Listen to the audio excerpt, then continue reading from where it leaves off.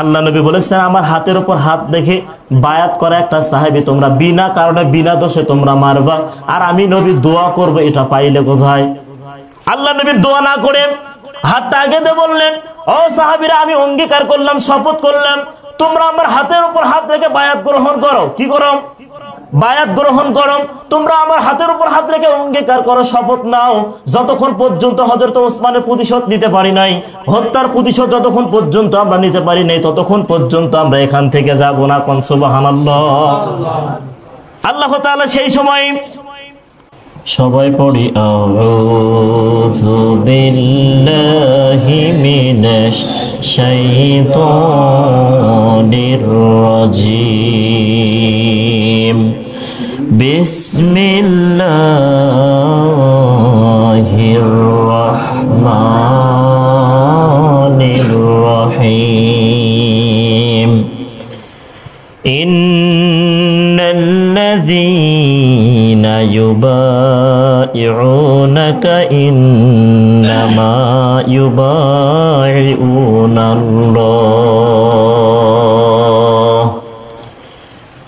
ইয়াদুল্লাহি ফাওকা আইদিহিম।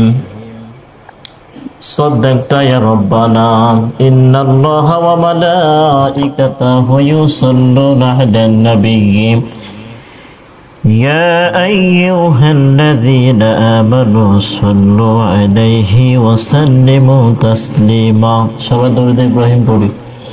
اللهم صل على محمد وعلى آل محمد كما صليت على إبراهيم وعلى آل إبراهيم إنك حميد مجيد.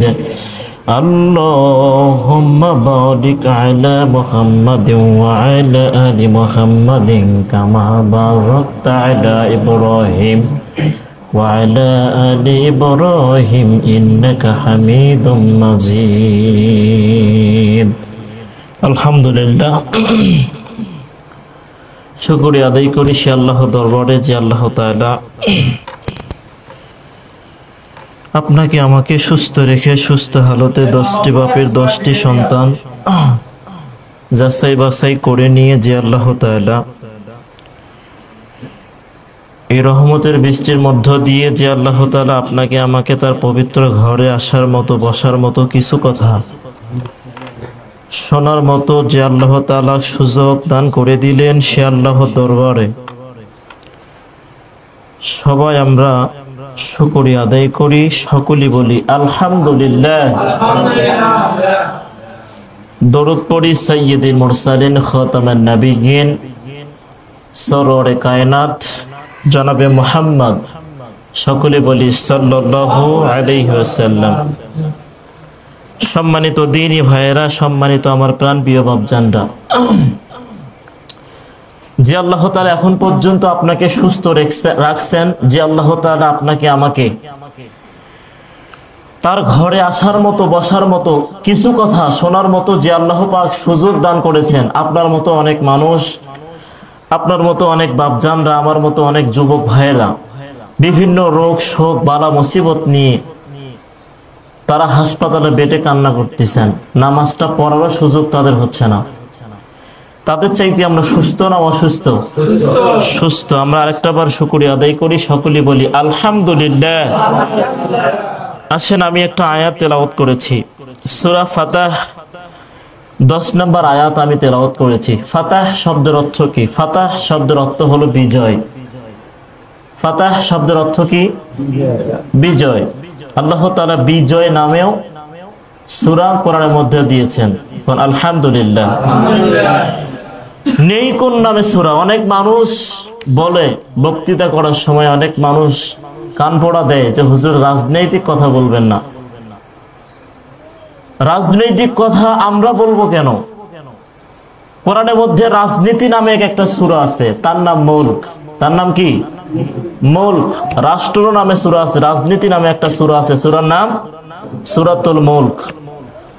যে রাজনীতি কথা হবে না। দল, কোরআনের মধ্যে দলের কথা আছে না নাই? কোরআনের মধ্যে দলের কথা আছে, যে হুজুর দল দল করা যাবে না। কিন্তু আল্লাহ তাআলা দলের কথা বলেছেন সূরা আহজাব, সূরা আহজাব। আহজাব মানে কি? দল। আহজাব মানে কি? দল। তার মানে দল নামেও আল্লাহ একটা সূরা দিয়েছেন। যদি আপনি দল না করেন তাহলে এই সূরাটা কাটে বাদ দিয়ে দেন। যদি আপনি রাজনীতি না করেন, রাষ্ট্র যদি আপনি না শোনেন, রাষ্ট্র যদি আপনি এই কথাগুলো যদি রাষ্ট্রের কথা যদি আপনি না শোনেন, রাজনীতির কথা যদি আপনি না শোনেন, তাহলে আপনি সূরাটা কাটে বাদ দিয়ে দেন। এই কোরআন এমন একটা কোরআন, জন্ম থেকে মৃত্যু পর্যন্ত, রান্নাঘর থেকে বঙ্গভবন পর্যন্ত প্রত্যেকটা জিনিসের এই কোরআনের বিবৃতি আছে না নাই? প্রত্যেকটা জিনিসের এই কোরআনের বিবৃতি আছে। আসেন আমরা যে আজকে তেলাওয়াত করেছি সূরা ফাতাহ। ফাতাহ শব্দের অর্থ কি? বিজয়। যেরকম তো কি বিজয়। আল্লাহ নবীকে জানিয়ে দিলেন যে নবী, আমি তোমার জন্য এই সূরাটা বিজয় দিয়ে দিলাম। কোন সুবহানাল্লাহ। সেই বিজয় নামের সূরা থেকে আজকে আমি 10 নম্বর আয়াত তেলাওয়াত করেছি। আল্লাহ তাআলা যেন এই আয়াতের উপরে কিছু কথা বলার এবং আপনাকে শোনার তৌফিক দান করুক। কোন আমিন। জোরে বলেন আমিন। সম্মানিত দ্বীনি ভাইয়েরা, আমরা কোরআন শুনি কিন্তু সেভাবে কোরআনের কথাগুলো শোনার পরে সেরকম অনুধাবন করতে পারি না। কোরআন মুসলিম কাকে বলে, ইমানদার কাকে বলে, আর ইমানদারের কোরআনের কথাগুলো শোনার পরে তার অন্তরাত্মার দোল কি খাবে, তার অন্তরাত্মা কি বলবে, আল্লাহ কোরআনের মধ্যে সেটা বলেছেন। সূরা মাইদা 83 নম্বর আয়াতের ভিতর আল্লাহ তাআলা বললেন, যারা ইমানদার তারা কোরআন হাদিসের কথাগুলো শোনার পরে তাদের অন্তরে কি হবে, আল্লাহ তাআলা কোরআনের মধ্যে সেটা বলেছেন। وَإِذَا سَمِعُوا مَا أُنزِلَ إِلَى الرُّسُولِ تَرَى أَعْيُنَهُمْ تَفِيضُ مِنَ الدَّمْعِ مِمَّا عَرَفُوا مِنَ الْحَقِّ يَقُولُونَ رَبَّنَا آمَنَّا فَاكْتُبْنَا مَعَ الشَّاهِدِينَ قال الله أكبر وَإِذَا سَمِعُوا হে নবী আপনি বলে দেন, হে নবী আপনি জানিয়ে দেন, ওয়াইজা সামিউ যারা শোনে, এই যে আপনারা যারা কোরআন হাদিসের কথাগুলো শুনতেছেন, আল্লাহ তাআলা তাদেরকে বলতেছেন ওয়াইজা সামিউ যারা শোনে, তাফিদু ওয়াইজা সামিউ মা উনজিলা ইলার রাসূল, হে রাসূল আপনার উপরে যা অবতীর্ণ করা হয়েছে সেই কথাগুলো যারা মনোযোগ দিয়ে শ্রবণ করে, তারা আইনাহুম তাফিদু মিনাদ দামঈ, তারা আইনাহুম আল্লাহ তাআলা বললেন তাদের চোখের দিকে আপনি তাকিয়ে দেখবেন। তারা আইনাহুম শব্দের অর্থ হলো তাদের চোখের দিকে আপনি তাকিয়ে দেখবেন। তাফিদু মিনাদ দামঈ তাদের চোখ বেয়ে বেয়ে ঝরঝর করে পানি চলে আসতেছে, তাদের চোখ বেয়ে বেয়ে পানি আসবে, তাদের চোখ দিয়ে অশ্রু জল চলে আসবে। কেন আসবে? মিম্মা আরাফু মিনাল হক তারা সত্য জেনে গেছে। যেরকম তো কি জেনে গেছে? মিম্মা আরাফু মিনাল হক তারা সত্য জেনে গেছে। কবর সত্য, কবর সত্য, মাটির মানুষ মাটি হবে, কবর সত্য, মিজান সত্য, ফুলসিরাত সত্য, হাসর সত্য, কিয়ামত সূর্য, কিয়ামত সত্য। কিয়ামতের ময়দানে সোহাত মাথার উপরে মানুষের সূর্যটা চলে আসবে। এই দুনিয়ার সূর্যের চাইতে কিয়ামতের সূর্য হবে 13 লক্ষ গুণ বড়। এই দুনিয়ার সূর্যের চাইতে কিয়ামতের সূর্য হবে 13 লক্ষ গুণ বড়। আর আল্লাহ তাআলা বলেছেন, হাদিসের মধ্যে আছে এই সূর্যের 12টা মুখ আছে। যেরকম তো কয়টা মুখ?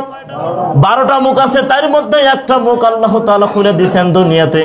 কিয়ামতের ময়দানে 12টা মুখ দিয়ে যখন তাপ দিবে, সোহাত মাথার উপরে সূর্যটা চলে আসবে, মাথার মগজগুলো কানের ছিদ্র দিয়ে, নাকের ছিদ্র দিয়ে বয়ে বয়ে পড়বে। অনেক মানুষদেরকে আল্লাহর অনেক বান্দাদেরকে জাহান্নামে শিকল পড়াবে, হাতে জাহান্নামে শিকল পড়াবে, পায়ে জাহান্নামে শিকল পড়া, কোমরে আগুনের বেরি পড়াবে, তাদেরকে পিটাইতে পিটাইতে জাহান্নামের মধ্যে নিক্ষেপ করবে। এইটা যখন তারা বিশ্বাস করবে, মিম্মা আরাফু মিনাল হক তারা যখন সত্যটা জেনে যাবে, সেই সময় মানুষগুলো বলবে, আল্লাহর বান্দাগুলো ডাক দিয়ে বলবে, ইয়াকুলুনা রব্বানা আমান্না আমরা যা শুনেছি তা বিশ্বাস করেছি, যা শুনেছি তা বিশ্বাস করেছি।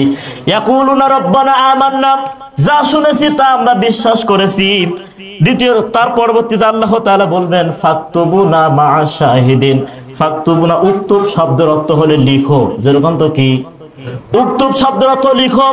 এখানে ফাকতুব শব্দ এসেছে, তখন তারা বলতে থাকবে ফাকতুবুনা, আল্লাহ তুমি লিখে নাও, ফাকতুবুনা মা'a শাহিদিন, যারা দিন কায়েম করতে গিয়ে, যারা দিন প্রতিষ্ঠিত করতে গিয়ে আল্লাহর আইনগুলো যারা পাস করার জন্য, আল্লাহর দিন প্রতিষ্ঠিত করার জন্য যারা যুদ্ধ করে যারা শহীদ হয়ে গেছে, ওই শহীদদের কাতারে আমার নামটা তুমি লিখে নাও। সুবহানাল্লাহ। অথচ আপনি 30 বছর 40 বছর হলো আপনি কোরআনের কথাগুলো শোনেন, তারপরে আপনার অন্তরের মধ্যে এটা চলে আসে না, আপনার অন্তরের মধ্যে ভয় কাজ করে না, তাহলে কোরআন হাদিসগুলো কথাগুলো শোনার পরে তাদের অন্তরে কি হবে? ইযা সামিউ মা উনজিলা ইলা রাসূলি তারা আইনাহুম তাফিদু মিনাদ দামঈ মিম্মা আরাফু মিনাল হক। তারা যখন সত্যটা জানিয়ে যাবে, ইয়াকুলুনা রব্বানা, তারা বলতে বলতে বাড়িতে যাবে, তারা বলতে বলতে বাড়িতে যাবে, ইয়াকতুবুনা, তারা বলতে বলতে বাড়িতে যাবে যে আমরা যা শুনেছি তা বিশ্বাস করেছি। ফাকতুবুনা মা'a শাহিদিন, আল্লাহ তুমি ওই শহীদদের কাতারে আমার নামটা শামিল করে নাও। সুবহানাল্লাহ। কিন্তু আমরা কোরআন হাদিসের কথাগুলো শুনি, কিন্তু আমাদের মনোভাব এরকম হয়, আমাদের মনোভাব এরকম হয় না, আমাদের অন্তরে এটা আসে না যে ইয়াকুলুনা রব্বানা আমান্না, যা শুনেছি তা বিশ্বাস করেছি।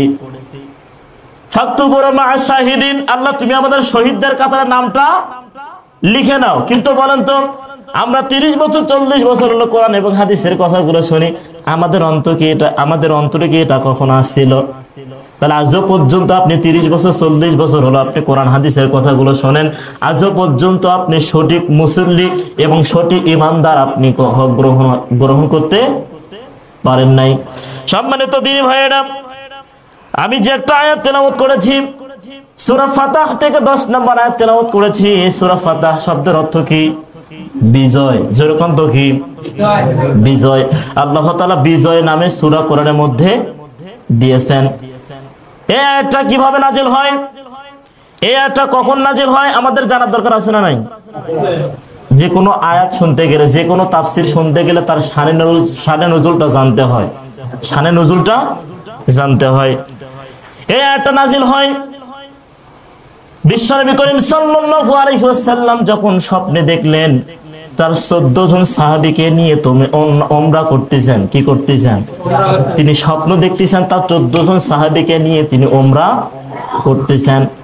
হযরত ইব্রাহিম আলাইহিস সালাম, নবীরা যা স্বপ্নে দেখে তা হলো সত্য, তা হলো কি? নবীদের স্বপ্ন হলো ওহী, নবীদের স্বপ্ন হলো ওহী। নবীরা যা দেখে তা তারা বাস্তবায়ন তাদেরকে করা লাগবে। যেমন ইব্রাহিম আলাইহিস সালাম স্বপ্নে দেখেছিলেন। কে দেখেছিলেন? হযরত ইব্রাহিম আলাইহিস সালাম। যখন কে স্বপ্নে দেখছেন? হযরত ইব্রাহিম আলাইহিস সালাম স্বপ্নে দেখলেন। ইব্রাহিম আলাইহিস সালাম কি স্বপ্নে দেখলেন?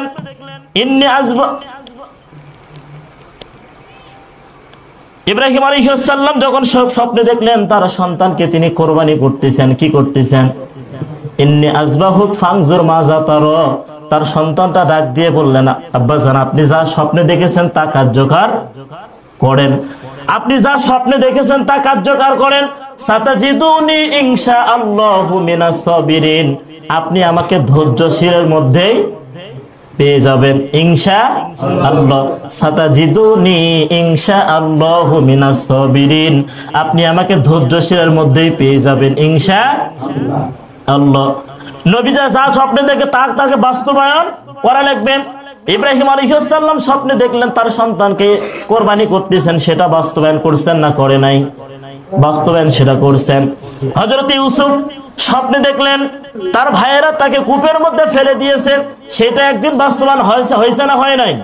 তার ভাইয়েরা তাকে কূপের মধ্যে ফেলে দিয়েছিল। বিশ্বনবী করিম সাল্লাল্লাহু আলাইহি ওয়াসাল্লাম স্বপ্নে দেখলেন 14 জন সাহাবীকে নিয়ে তিনি উমরা করতেছেন। কি করতেছেন?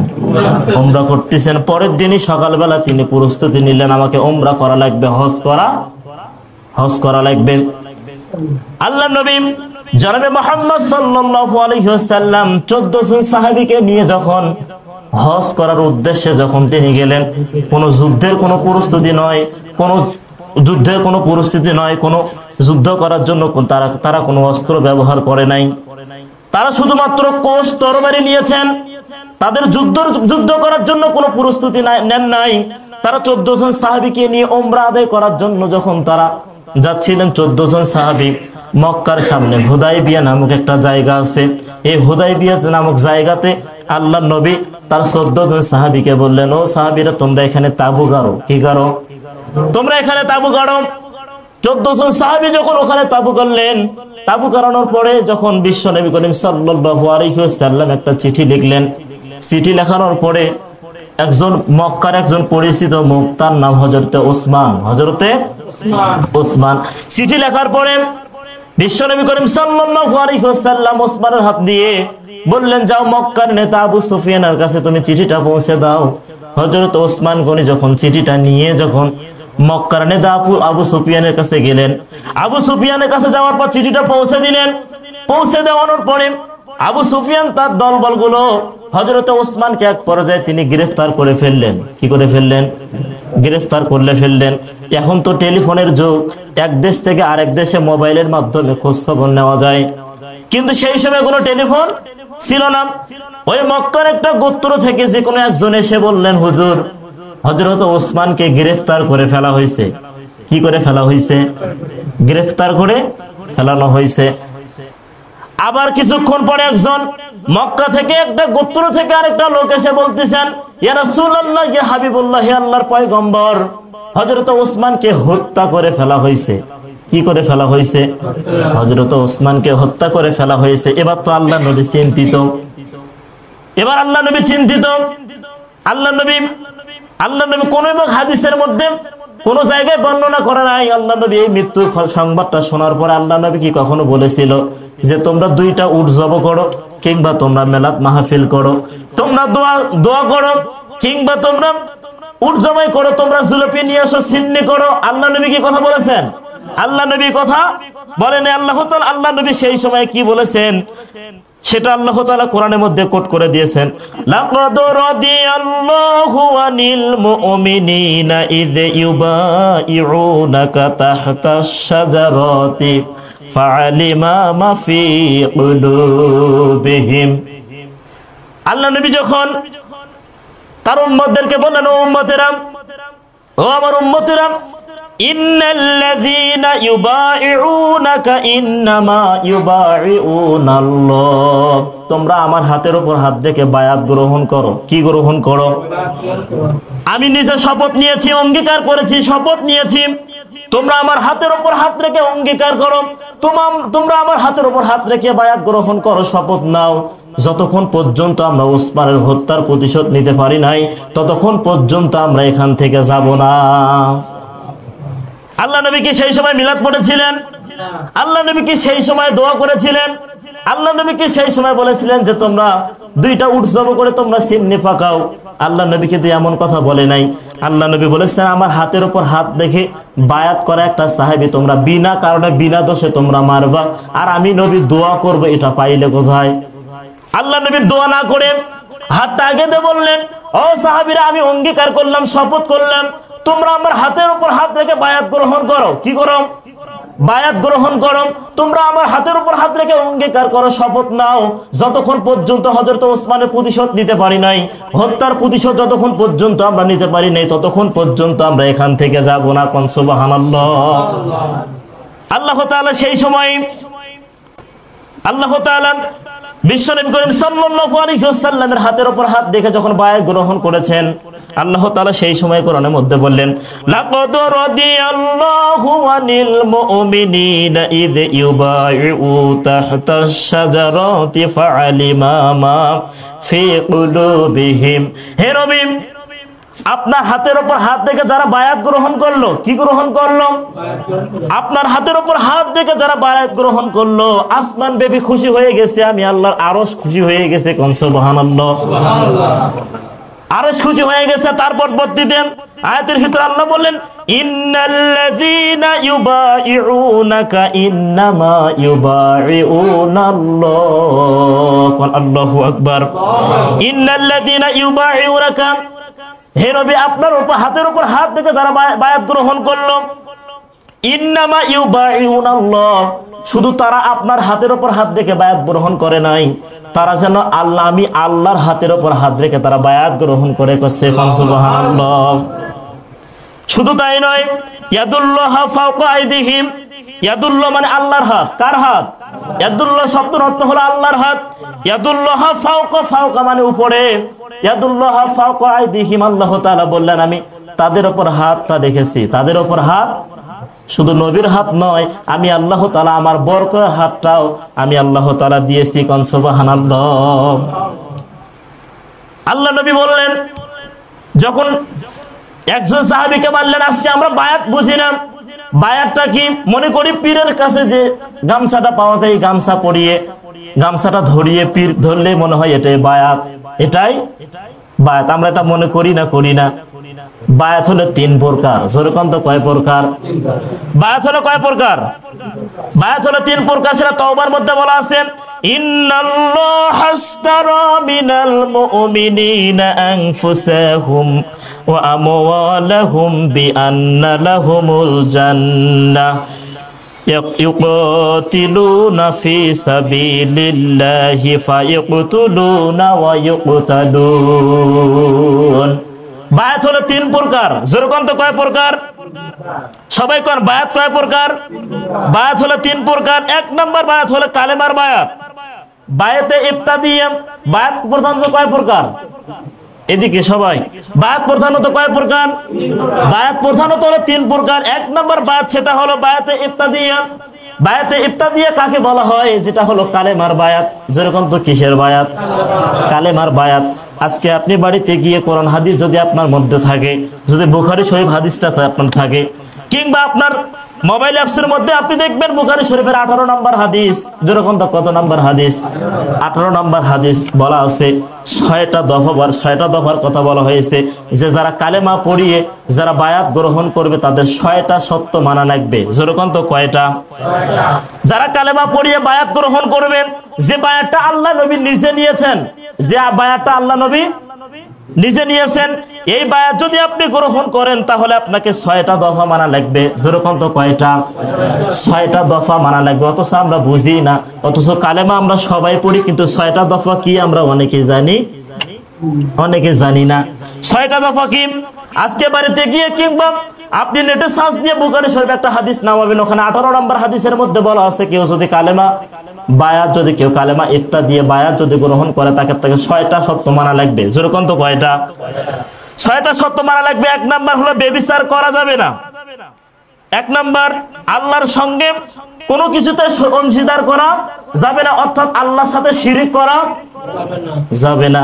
এটা 1 নাম্বার শর্ত। আপনি যদি কালেমার বায়াত যদি আপনি গ্রহণ করেন তাহলে 1 নাম্বার শর্ত হলো আল্লাহর সাথে কাউকে শরীক করা যাবে না। 2 নাম্বার শর্ত হলো চুরি করা যাবে না। আমাদের দেশে বলেন তো চুরি আছে না নাই? আমাদের বাংলাদেশের টাকা চুরি করে নিয়ে বাহিরে বেগম পারোয়ার বানায়, এরকম নেতা আমাদের সমাজে আছে না নাই? আছে। 2 নাম্বার শর্ত হলো চুরি করা যাবে না। 3 নাম্বার শর্ত হলো ব্যভিচার করা যাবে না। কি করা যাবে না? জেনা ব্যভিচার তো আজকে ঘরে ঘরে, জেনা ব্যভিচার আজকে ঘরে ঘরে।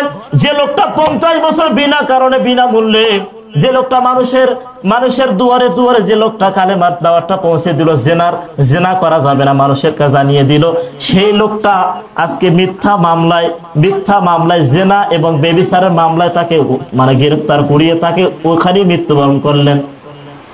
13টা বছর তিনি বিনা কারণে বিনা মামলায় তিনি জেল খাটলেন, অথচ তিনি 50 বছর মানুষের আনাচে কানাচে পৌঁছে দিলেন ব্যভিচার করা যাবে না, চুরি করা যাবে না। যে লোকটা ব্যভিচারের পক্ষে কথা বললো, অথচ তার নামই আজকে ব্যভিচার ঢুকিয়ে দেওয়া হলো। ব্যভিচার ঢুকিয়ে দিয়ে মিথ্যা মামলা দিয়ে তাকে জেলখানার মধ্যে 13 বছর বৃদ্ধা বয়সে রাখা হলো। এই ব্যভিচার নিয়ে আমাদের বাংলাদেশের টাকলা মুরাদ, যেরকম তো কি মুরাদ, টাকলা মুরাদের কথা শোনেন নাই? এই টাকলা মুরাদ আমাদের দেলোয়ার হোসেন সাইদিকে তার চরিত্র নিয়ে কথা বলেছিল, অথচ 3 দিন পরে ধরা পড়লো ওই বেটা নিজেই লম্পট। তার গোপন তথ্য, তার গোপন রেকর্ড ফাঁস হয়ে গেছে মাহির সাথে।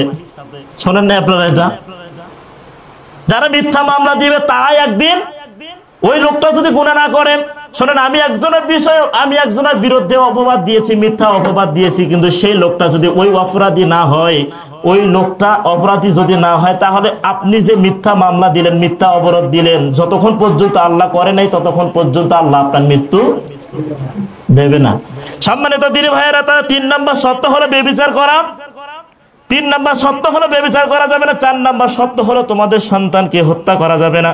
5 নম্বর কারো প্রতি মিথ্যা অপবাদ দেওয়া যাবে না। কিন্তু ও মিথ্যা অপবাদ দেয় না, কিন্তু আমাদের দেশে মিথ্যা মামলা হাজার হাজার, মিথ্যা মামলা হাজার হাজার। 6 নম্বর হলো সৎ কাজে নাফরমানি করা যাবে না। সৎ কাজে নাফরমানি করা যাবে না। কেউ যদি কালেমা গ্রহণ করে, কালেমার বায়াত যদি আপনি কেউ যদি গ্রহণ করে, কালেমা ইফতা দিয়ে যদি কেউ গ্রহণ করে, তাকে কয়টা শর্ত মানা লাগবে? জোরে কোন কয়টা? 6টা শর্ত মানা লাগবে। এটা হলো 1 নম্বর বায়াত। কয় নম্বর বায়াত? 1 নম্বর বায়াত। 2 নম্বর বায়াত হলো বায়াতে রিদওয়ান। বায়াতে রিদওয়ান, বায়াতে রিদওয়ান কি বায়াতে রিদওয়ান? বুখারী শরীফের হাদিসের মধ্যে আসছে, নাহনুল লাযিনা বায়াউ মুহাম্মাদান আলাল জিহাদি মা বাকিনা আবাদা। একটা হলো জিহাদের বায়াত। যেরকম তো কিসের বায়াত? জিহাদের বায়াত। এই যে আমি যে তেলাওয়াত করেছি সূরা ফাতহ 10 নম্বর আয়াত আমি তেলাওয়াত করেছি, এটা হলো জিহাদের বায়াত। যেরকম তো কিসের বায়াত? আল্লাহ নবী বললেন, ও সাহাবীরা, আমি তোমাদের জন্য দোয়া করি। সাহাবীরা বললেন, ইয়া রাসূলুল্লাহ, ইয়া হাবিবুল্লাহ, আপনি আমাদের জন্য টেনশন করেন কেন? আমাদের জিহাদটা হলো নাহনু নুল্লাযিনা বায়াউ মুহাম্মাদান আলাল জিহাদি মা বাকিনা আবাদান। আমাদের জিহাদটা হলো যুদ্ধের জিহাদ। কম সুবহানাল্লাহ। এই যে 10 নম্বর আয়াত বিশ্বনবী করিম সাল্লাল্লাহু আলাইহি ওয়াসাল্লামের হাতের উপর হাত রেখে যারা বায়াত গ্রহণ করলেন, এটা হলো জিহাদের বায়াত। জোরে কোন তো কিসের বায়াত? এটা হলো জিহাদের বায়াত। সাহাবীরা উমরা করার জন্য, হজ আদায় করার জন্য তারা তালবিয়া পড়তেছে। যে তালবিয়া পড়লে, যে ইহরামের কাপড় পরলে উকুন মারা যায় না, যে ইহরাম কাপড় পরিয়ে গা ঘষা যায় না, যে ইহরাম পরিয়ে বিবির সাথে খোঁজ গল্প করা যায় না, যে ইহরাম পরিয়ে আপনি উকুন মারতে পারবেন না, উকুন মারলে আপনাকে কাফারা দিতে হবে, দম দিতে হবে। অথচ সেই ইহরাম পরিয়ে যুদ্ধের শপথ, কিসের শপথ? মানুষ হত্যার শপথ। মানুষ হত্যার শপথ তারা নিচ্ছেন যে যতক্ষণ পর্যন্ত আমরা ওসমানের হত্যার প্রতিশোধ নিতে পারিনি, ততক্ষণ পর্যন্ত আমরা এখান থেকে যাব। অথচ যে এহরাম পরিয়ে উকুন মারা যায় না, যে এহরাম পরিয়ে গা ঘষা যায় না, যে এহরাম পরিয়ে সাবান মাখা যায় না, যে এহরাম পরিয়ে স্ত্রীর সাথে খোঁজ গল্প করা যায় না, সেই এহরাম পরিয়ে হচ্ছে মানুষ হত্যার প্রতিশোধ নেওয়ার জন্য তারা বায়াত গ্রহণ করতেছে। যেরকম কি বায়াত গ্রহণ করতেছে, এটা হলো জিহাদের বায়াত। যেরকম তো কিসের বায়াত? এটা হলো জিহাদের বায়াত। আমরা যখন রুহের জগতে ছিলাম, যেরকম তো কার জগতে? অন্যান্য বিশ্বনবী সাহাবীরা তারা বলেছেন, কুল ইন্না সলাতি ওয়া নুসুকি ওয়া মাহইয়ায়া ওয়া মামাতি লিল্লাহি রাব্বিল আলামিন। আমার জীবন, আমার মরণ, আমার কোরবানি একমাত্র কার জন্য? যেরকম না, কার জন্য? একটা উদাহরণ আপনাকে দেয়, আব্দুল্লাহ ইবনে হুযায়ফা। আব্দুল্লাহ ইবনে হযরত ওমর জামানার ঘটনা। আব্দুল্লাহ ইবনে হুযায়ফা তিনি বায়াত গ্রহণ করেছেন, সেটা হলো জিহাদের বায়াত। যেরকম তো কিসের বায়াত? জিহাদের বায়াত। সেই সময় রোমান বাহিনী একটা দেশ ছিল, সেই দেশটা শক্তিশালী একটা দেশ ছিল। আজকে যেরকম আমেরিকা হচ্ছে শক্তিশালী একটা দেশ, কিন্তু তদানীন্তনকালের সময় ওই সময়ে শক্তিশালী একটা দেশ ছিল, তার নাম রোমান দেশ। কি দেশ? রোমান দেশ। আজকে যেরকম আমেরিকা শক্তিশালী একটা দেশ, তদানীন্তন সময়ে ওই সময়ে রোমান বাহিনী তো শক্তিশালী একটা দেশ ছিল।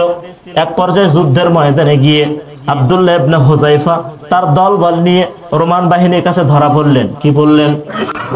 রোমান বাহিনীর কাছে ধরা পড়লেন। রোমান বাহিনীর কাছে ধরা পড়ানোর পরে আব্দুল্লাহ ইবনে হুযায়ফাকে ঘরের মধ্যে নিয়ে যাওয়া হলো। ঘরের মধ্যে নিয়ে যাওয়ার পর আব্দুল্লাহ ইবনে হুযায়ফাকে ডাক দিয়ে বলা হলো, আব্দুল্লাহ ইবনে হুযায়ফা, তুমি মুহাম্মাদের দল ছেড়ে, কালেমা ছেড়ে তুমি আমার দলে চলে আসো, আমার দলে চলে আসো। আব্দুল্লাহ ইবনে হুযায়ফা ডাক দিয়ে বলতেছেন, তোমার প্রস্তাবে আমি থুতু নিক্ষেপ করি, তোমার প্রস্তাবে আমি থুতু নিক্ষেপ করি। এক পর্যায়ে আব্দুল্লাহ ইবনে হুযায়ফাকে শাস্তি দেওয়ার জন্য বিশাল বড় আগুনের চরক তৈরি করা হলো, তার উপরে নড়া দেওয়া হলো, নড়ার উপরে তেল দেওয়া হলো। তেলগুলো যখন টকবক করে ফুটতেছিলেন, এক পর্যায়ে আব্দুল্লাহ ইবনে হুযায়ফাকে ওই তেলের সামনে নিয়ে যাওয়া হলো। আব্দুল্লাহ ইবনে হুযায়ফাকে বলা হলো, ও আব্দুল্লাহ ইবনে হুযায়ফা, এই যে তেলগুলো টকবক টকবক করে ফুটতেছে, এই মুহূর্তে যদি আমরা যদি তোমাকে এই তেলের মধ্যে ছেড়ে দেই, তাহলে তোমার রক্ত মাংস হাড্ডি পর্যন্ত গলে গলে গলে গলে যাবে। অতএব তুমি মুহাম্মাদের দল ছেড়ে আমার দলে তুমি চলে আসো। যদি তুমি আসতে পারো, ও আব্দুল্লাহ ইবনে হুযায়ফা, তুমি যদি আমার দলে চলে আসতে পারো, তাহলে আমাদের সেনার মধ্যে তোমাকে সেনা প্রধান বানাবো, সেনা প্রধান আমি তোমাকে বানাবো, তুমি আমার দলে চলে আসো। আব্দুল্লাহ ইবনে হুযায়ফা বললেন, আমি যেই দিন পড়েছি কুল ইন্না সলাতি ওয়া নুসুকি ওয়া মাহইয়ায়া ওয়া মামাতি লিল্লাহি রাব্বিল আলামিন, আমি যেই দিন পড়েছি সেই দিন আমার জীবনটা আমি কাকে দিয়েছি?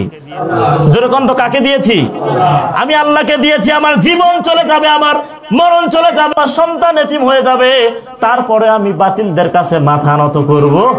আমার ঈমান বিক্রি হবে না, আমার কালেমা আমি কারো কাছে বন্ধক রাখবো না। এক পর্যায়ে আব্দুল্লাহ ইবনে হুযায়ফার চোখগুলো বাঁধা হলো। কি বাঁধা হলো? চোখ বাঁধা হলো। চোখ বাঁধানোর পরে আর কিছু দেখতে পারে না। আব্দুল্লাহ ইবনে হুযায়ফাকে তেলের মধ্যে ছেড়ে দিবে, এমত অবস্থায় আব্দুল্লাহ ইবনে হুযায়ফা খিলখিল করে হাসা শুরু করলেন। যখন রোমানের সম্রাট, রোমানের রাজা যখন দেখতে পাইলে আব্দুল্লাহ ইবনে হুযায়ফা খিলখিল করে হাসতেছেন, তাকে বলা হলো আব্দুল্লাহ ইবনে হুযায়ফাকে নিয়ে আসো। আব্দুল্লাহ ইবনে হুযায়ফাকে নিয়ে আসা হলো। নিয়ে আসানোর পর আব্দুল্লাহ ইবনে হুযায়ফাকে জিজ্ঞাসা করা হলো, আব্দুল্লাহ ইবনে হুযায়ফা রে, তুমি হাসলে কেন? তুমি হাসলে কেন? তুমি কি আমার এই যে জিনিসগুলো আমি তেল গরম করছি, এগুলো নিয়ে কি তুমি ঠাট্টা করেছো? তুমি হাসলে কেন? আমি দেখতেছি তুমি খিলখিল করে হাসতেছ, আবার অনেকক্ষণ ধরে তুমি হাসলে, কিন্তু হাসলে কেন? আব্দুল্লাহ ইবনে হুযায়ফা ডাক দিয়ে বলেন, আমার সম্রাট, ও রাজা, আমি কিছু বুঝি না, কিন্তু আপনি যখন আমার চোখটা বন্ধ করে দিয়েছেন, আমার চোখটা বেঁধে দিয়েছেন, আমি চোখ দিয়ে দেখতে পারি না, কিন্তু আল্লাহ তাআলা আমার অন্তরের চোখটা খুলে দিয়েছেন। অন্তরের চোখ দিয়ে আমি লক্ষ্য করে দেখি জান্নাতের মধ্যে হুরেরা আহলান চাহালান মারহাবান তহিবান বিভিন্ন ফুল নিয়ে আমাকে আমন্ত্রণ জানার জন্য তারা অপেক্ষা করতেছে। কোন সুবহানাল্লাহ। সে জান্নাতের হুরদেরকে দেখার সাথে সাথে আমার মুখ দিয়ে হাসি বের হয়েছে, এই জন্য আমি খিলখিল করে হাসতেছি। রোমানের সম্রাট বললেন, এই শাস্তি দিয়ে হবে না, পরের দিন নতুন করে শাস্তি তৈরি করো। পরের দিন নতুন করে শাস্তি তৈরি করা হলো শুল, সেটা হলো ফাঁসি। সেটা হলো কি? ফাঁসি। ফাঁসি দেওয়ার জন্য রেডি করা হলো, শুল রেডি করা হলো। এক পর্যায়ে শুলের সামনে যখন নিয়ে যাওয়া হলো, নিয়ে যাওয়ানোর পরে আব্দুল্লাহ ইবনে হুযায়ফাকে আবার ডাক দিয়ে বলেন, আব্দুল্লাহ ইবনে হুযায়ফা রে, তুমি যদি কালেমা ছাড়তে পারো, মুহাম্মদের দল ছেড়ে যদি আমার দলে আসতে পারো, তাহলে এই যে রোমানের সম্রাট, রোমানের যে রাজ্যটা, আমি রাজ্যটা তোমার নামে লিখে দিব, তোমার নামে লিখে দিব, তারপরও তুমি আমার দলে চলে আসো। আব্দুল্লাহ ইবনে হুযায়ফা ডাক দিয়ে বললেন, না, আমি যেদের পড়েছি ইন্নাল্লাহা আশতারা মিনাল মুমিনিনা আনফুসাহুম ওয়া আমওয়ালাহুম বিআন্না লাহুম জান্নাহ, আন্না লাহুম জান্নাহ। আল্লাহ তাআলা মুমিনদেরকে কয়টা জিনিসের উপর দিয়ে জান্নাত দিবে? একটা হলো জান, আর একটা হলো মাল। একটা জান আর একটা কি? আমার জান চলে যাবে, তারপরও আমি তোমার দলে আসবো? তোমার দলে আসবো না। এক পর্যায়ে শুল রেডি করা হলো। শুল রেডি করার পর যখন এখন শুলের মধ্যে দিবে, যখন চোখগুলো বেঁধে দিলেন, চোখগুলো বেঁধে দেওয়ার পরে আবার যুবকটা খিলখিল করে হাসা শুরু করলেন। রোমানের সম্রাট আবার আব্দুল্লাহ ইবনে হুযায়ফাকে ডেকে নিয়ে আসলেন, আবার বললেন, আব্দুল্লাহ ইবনে হুযায়ফা, তুমি এবার কেন হেসেছো? এবার কেন হাসছো? আগের বার তুমি হুদদেরকে দেখে হাসছো, কিন্তু এবার কেন হাসছো? আব্দুল্লাহ ইবনে হুযায়ফা ডাক দিয়ে বললেন, ও রাজা, আমি কিছু বুঝি না, আপনি আমার চোখটা বন্ধ করে দিয়েছেন, কিন্তু অন্তরের চোখ দিয়ে আমি লক্ষ্য করে দেখি বিশাল বড় রাজপ্রাসাদের মধ্যে আল্লাহর নবী দুহাত মেলে আমাকে ডাকতেছে। আল্লাহ নবী বলতেছে, হুযায়ফা রে, তুমি চলে আসো, আমি নবী তোমার জন্য অপেক্ষা করতেছি। কোন সুবহানাল্লাহ। আমি এই জন্য হেসে ফেলেছি। পরবর্তীতে আবার শাস্তি দাও আব্দুল্লাহ ইবনে হুযায়ফাকে, যখন শাস্তি দিতে না পারে, আবার তিনি ওই রোমানের সম্রাট আবার নতুন করে শাস্তি তৈরি করলেন। ওই তদানীন্ত সময় ওই রোমানের সম্রাটের একটা মেয়ে ছিল, বিশ্ব সুন্দরী একটা, তদানীন্ত সময় ওই সময় তিনি একজন সুন্দরী একটা মেয়ে ছিল তার।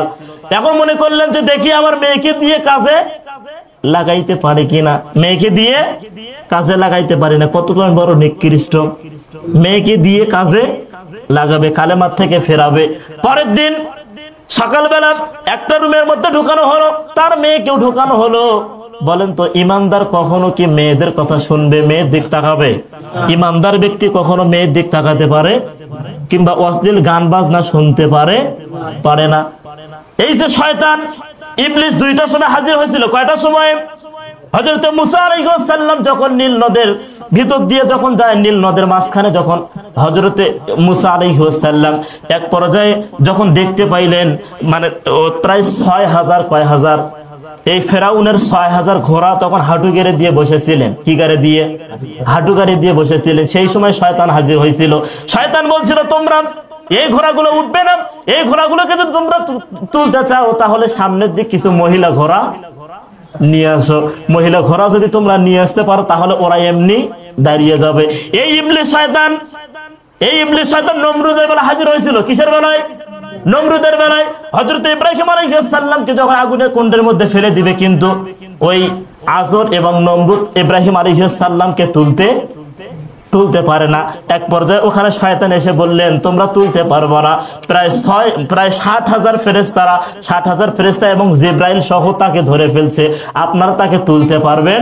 যদি তোমরা তোলো তাহলে কিছু অশ্লীল কিছু বেহা নারীকে নিয়ে আসো। কোথায় আছে পাপিয়া? আমাদের দেশে আছে না নাই? কোথায় আছে পাহিয়া, কোথায় আছে পাপিয়া, কোথায় আছে মাহিয়া মাহি? এরকম নষ্টা ফষ্টা মহিলাদেরকে নিয়ে আসো, আর কিছু কিছু যুবকদের তার মাঝে ছেড়ে দাও। তারা যখন অকাম কুকাম করবে ওখান থেকে ফেরেশতা চলে যাবে। তাহলে নারীরা দেখেন শয়তানরা কিভাবে করে। শয়তান যখন কোনো কিছুতে যখন পায় না, শেষ পর্যায়ে তারা নারীকে দিয়ে কাজে লাগায়। হযরত আব্দুল্লাহ ইবনে হুযায়ফার ঘরে যখন তার মেয়েকে ঢুকে দেওয়া হলো, আব্দুল্লাহ ইবনে হুযায়ফাকে ডাক দিলেন, কিন্তু আব্দুল্লাহ ইবনে হুযায়ফা কানগুলো বন্ধ করে দিলেন। কি করে দিলেন? বন্ধ করে দিলেন যে মহিলার কথা আমি শুনবো। আর সেই যুবক, আপনি যুবক অশ্লীল মেয়েদের আজকে গান শোনেন না। অথচ আব্দুল্লাহ ইবনে হুযায়ফা তিনি তো গান বলতেছিলেন না, কথা বলতেছিলেন। এই মহিলাটা কথা বলতেছিলেন, কিন্তু কথাগুলো না শোনার জন্য তিনি কানের মধ্যে কি দিলেন? নখ দিলেন যে আমি মহিলার কথা শুনবো না। এক পর্যায়ে কোনো কথাবার্তা হলো না। তার বাবাকে গিয়ে বললেন, বাবা তুমি কাকে নিয়েছো? তো আমার কথা শোনেই না, আমার কথা। কিন্তু ওর ভিতর কি আছে? ঈমান। জোরে কোন কি আছে? ওর জীবন চলে যাবে, তারপর বাতিলের কাছে মাথা নত করবে না। এটা হলো দ্বিতীয় নম্বর বায়াত। কয় নম্বর বায়াত? 1 নম্বর বায়াত হলো বায়াতে ইফতা দিয়ে, সেটা হলো কালেমার বায়াত। 2 নম্বর জিহাদের বায়াত। যেরকম তো কিসের বায়াত? এই যে ফাতাহ সূরা, ফাতাহ শব্দের অর্থ কি? বিজয়। যেরকম তো কি? বিজয়। আল্লাহ তাআলা বললেন, তোমার হাতের ওপর হাত রেখে যারা বায়াত গ্রহণ করলো তারা যেন শুধু নবীর হাতেই নয়, আমি আল্লাহর হাতে তারা বায়াত গ্রহণ করলো। কোন সুবহানাল্লাহ। আজকে প্রত্যেকটা মুসলমান, প্রত্যেকটা ঈমানদার, আপনি যদি ঈমানদার দাবি করেন, আপনি যদি নিজেকে মুসলিম দাবি করেন, তাহলে আপনাকে বায়াত গ্রহণ করা লাগবে। যতক্ষণ পর্যন্ত আমাদের বাংলাদেশে বিভিন্ন আলেম ওলামা আজকে জেলখানে আছে না নাই? জোরকার আছে না নাই? আপনি যদি ঈমানের দাবি করেন, আপনার মধ্যে যদি ঈমান আছে, আপনি যদি ঈমানের দাবি করেন, তাহলে আপনাকেও বায়াত গ্রহণ করা লাগবে। আল্লাহ তাআলা এই কোরআনের কথাগুলো সবাইকে বোঝার তৌফিক দান করুক। আমিন। জোরে বলেন আমিন। বিশেষ করে একটা কথা, অনেক মসজিদে দেখা যায় একটা 12 চাঁদের খুতবা। কি চাঁদের? 12 চাঁদের খুদা। আমাদের দশা, আমরা যে ধোয়া তুলসীর পাতা তা নই। কিছু কিছু ইমাম সাহেব আছে, কিছু কিছু খতিব সাহেব আছে, 12 চাঁদের একটা ফজিলত নিয়ে, 12 চাঁদের একটা বই নিয়ে তারা ওই বইটা দিয়ে তারা সারা বছর পালন করে, কিন্তু মানুষকে কোরআন বোঝায় না। ওই 12 চাঁদের একটা বই পাইছে, ওই 12 চাঁদের বই পায়া এই মাসে কি কি আমল আছে এগুলো বলে বেড়ায়, কিন্তু কোরআন আজকে অধিকাংশ মানুষ আছে কোরআনটা বোঝে না। কে বলেছে আপনাকে ওই বইটা দিয়ে আপনাকে সারা জীবন, আপনাকে সারা বছর আপনাকে ওইটা দিয়ে বয়ান করতে? আজকে কোরআনটা অধিকাংশ মুফাসসির, অধিকাংশ আলেম ওলামা যদি প্রত্যেকটা মসজিদে যদি মানুষদেরকে কোরআনটা ভালোভাবে বুঝাইতো, তাহলে আমাদের মধ্যে এত কিছু হতো না। আজকে আমাদেরকে মুসলমানদেরকে এত পৃষ্ঠা হওয়া লাগতো না, এত কোপ খাওয়া লাগতো না। এটা আমাদেরই দশা। আল্লাহ তাআলা সবাইকে কবুল করুক। আমিন। জোরে বলেন আমিন। ওয়া আখিরু দানা আলহামদুলিল্লাহি রাব্বিল আলামিন। আসসালামু আলাইকুম ওয়া রাহমাতুল্লাহি ওয়া বারাকাতুহু। আলাইকুম ওয়া রাহমাতুল্লাহি ওয়া বারাকাতুহু। আলাইকুম ওয়া রাহমাতুল্লাহি ওয়া বারাকাতুহু। আলাইকুম ওয়া রাহমাতুল্লাহি ওয়া বারাকাতুহু। আলাইকুম ওয়া রাহমাতুল্লাহি